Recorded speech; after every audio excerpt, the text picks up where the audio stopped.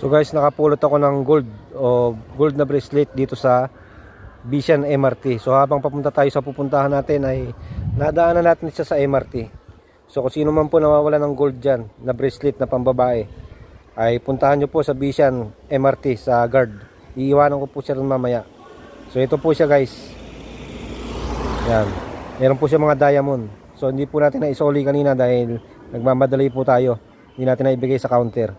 So ayan po yung itsura niya guys. Okay, puntahan nyo na lang sa Vision MRT. Yan. Gold ang kulay po, pero hindi po ako sure dyan kung tunay yan. So guys, for today's video nga guys, ay habang papunta tayo rito sa aking girlfriend sa Jochat, ay may nadaanan tayo sa sa Vision MRT ng ginto o tinatawag nating alahas bracelet. So ito siya guys. Yan. Nakakita tayo ng gold, ng ginto sa MRT. So hindi na natin ito nabigay sa lost and found o counter. Dahil yun nga guys, at may isang ali ay kinukuha niya sa akin at siya na raw ang magbibigay nito guys sa counter o sa security. So hindi natin ibinigay. Mas mabuti na tayo magbigay mamaya pag may free time na tayo. Dadaan natin doon sa security guard sa MRT. So ito po ay sa Vision. So kung sino man po ang nawalan dyan ng bracelet na pambabae, ay puntahan nyo po sa Vision. Iiwanan ko po ron. So ito po siya. So hindi ko pa po siya na-check kung tunay siya o peke. So mamaya i-check natin guys. So basta meron siyang diamond tapos kulay dilaw. So ayan na nga guys, at ito silipin natin kung ito ba ay gold.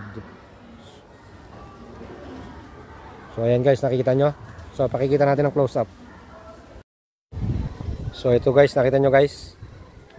So kulay gold siya na may mga diamond. So ayan o.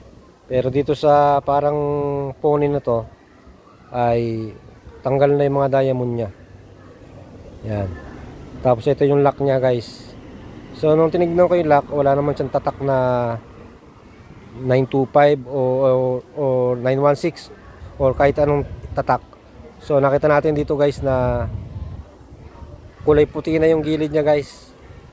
Namumuti na yung mga gilid-gilid nya at may mga itim-itim na rin. So ganun pa man guys, ay isosoli natin yan mamaya pag free time tayo.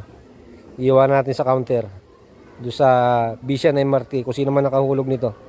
So ayan guys oh. Natanggal na yung kulay nya. Nagiging kulay stainless na siya guys. So ayan, paki-comment nyo na lang kung sino yung nawalan dyan ng bracelet sa Vision MRT. So iiwan natin to sa Vision guys. So ayan, hindi natin alam kung tunay siya o o fake.